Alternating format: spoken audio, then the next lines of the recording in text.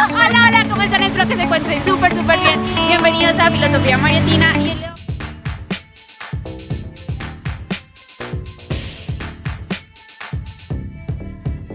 súper bien. Hoy les vamos a dar una introducción sobre la filosofía medieval. Espero que se diviertan.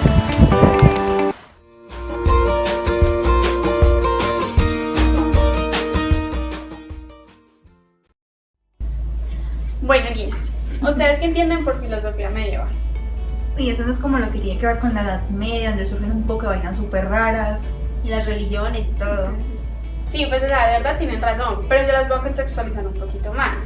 La filosofía medieval es el conjunto de corrientes de pensamientos y tratados filosóficos que se dieron después de la caída del Imperio Romano, que fue en el 530 a.C.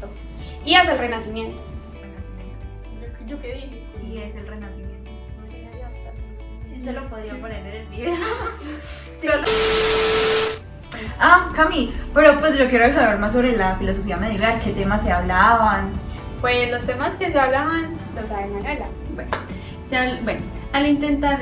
Al intentar conciliar diferentes religiones con la filosofía, les resultó natural intentar buscar respuestas a los interrogantes, como la naturaleza de Dios, la relación entre la fe y la razón, así como la compatibilidad y el libre albedrío, y la omnisciencia y la divinidad, entre otros temas, como la casualidad y los límites del conocimiento. O sea que prácticamente todo va ligado al Dios, ¿cierto? Sí.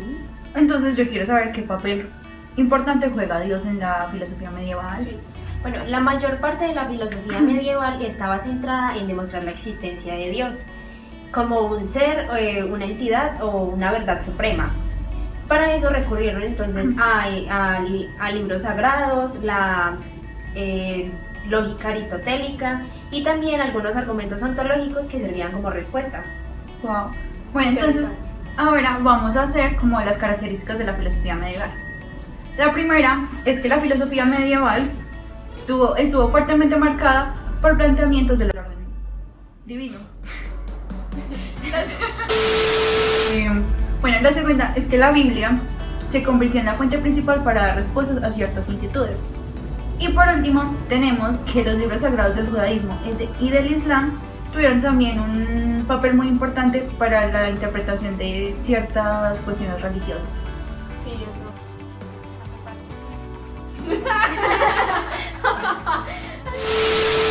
Vea, ahorita voy a grabar sobre la contextualización de los tres religiones del libro, y si usted quiere va a mi canal y lo ve así súper lindo.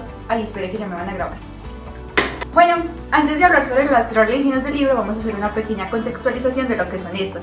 Estas religiones también reciben el nombre de religiones abrahámicas.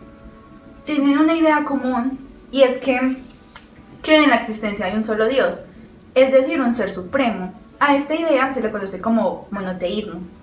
Para cada religión existe un libro sagrado en el cual basan sus doctrinas.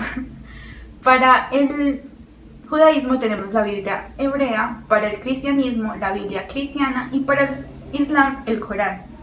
Cada uno de estos libros y estas religiones surgen en la orilla oriental del Mediterráneo y están arraigadas al patriarca Abraham.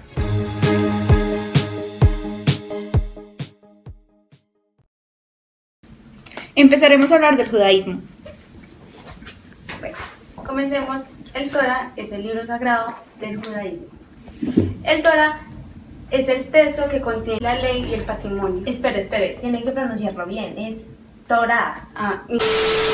Es el texto que contiene la ley y el patrimonio identitario del pueblo israelita. Según la tradición común al judaísmo y al cristianismo, la Torá contiene totalidad de la revelación y la enseñanza divina otorgada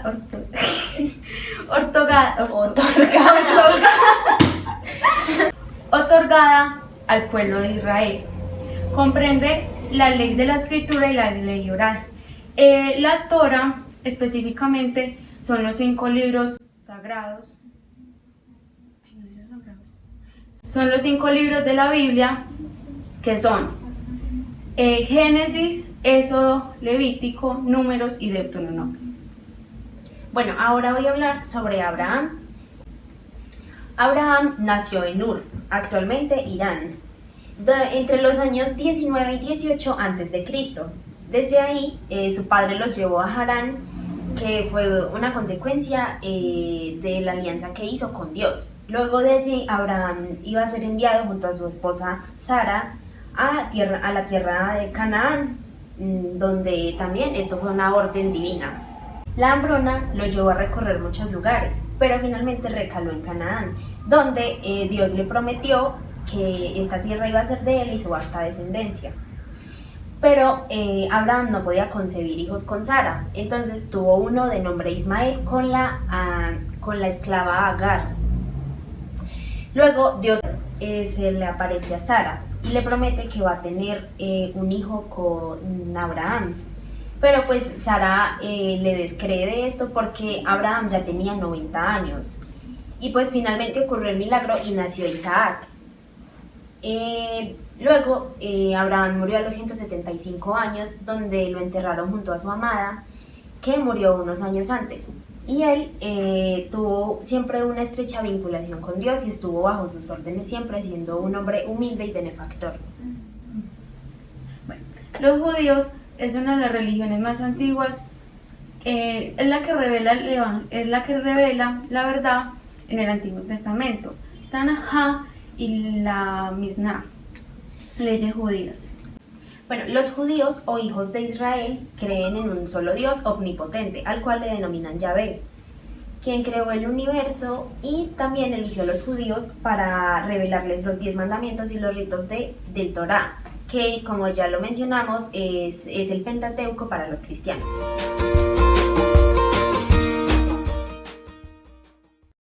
La segunda religión de la que hablaremos es el cristianismo. Desde sus inicios como secta judía, el cristianismo es una de las religiones más importantes del mundo, debido a la conexión que tiene o la interacción que tuvo con la cultura y filosofía grecorromana. Ahora vamos a hablar un poquito sobre el libro sagrado de esta religión, que es la Biblia. La Biblia es un libro compuesto por muchos documentos que en un principio fueron...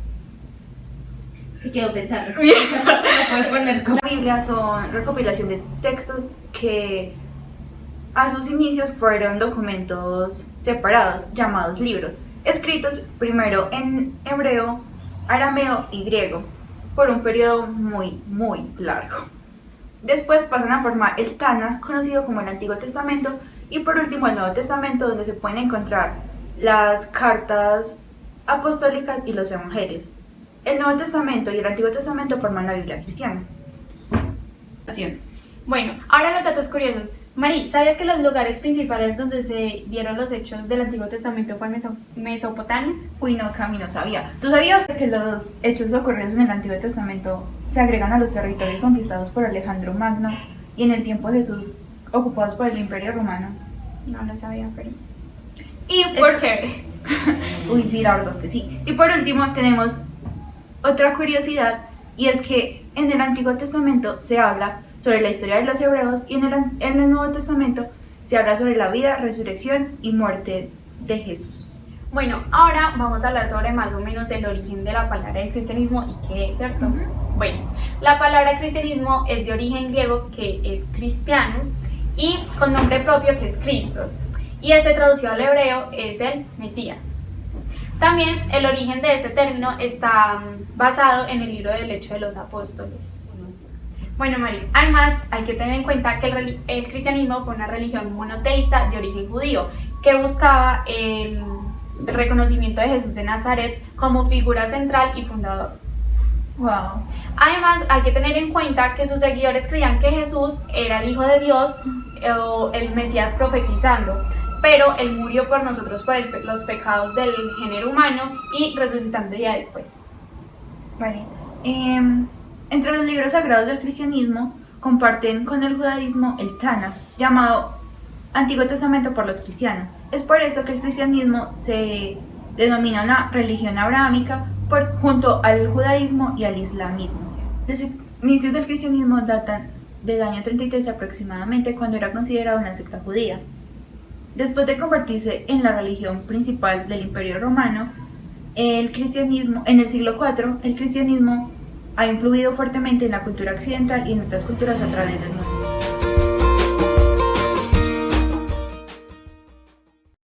Bueno, ahora vamos a seguir con la religión del Islam. Mari, cuéntanos un poquito, pues yo soy más o menos, cuéntanos qué es el Islam. Javi, ¿tú qué sabes del islamismo?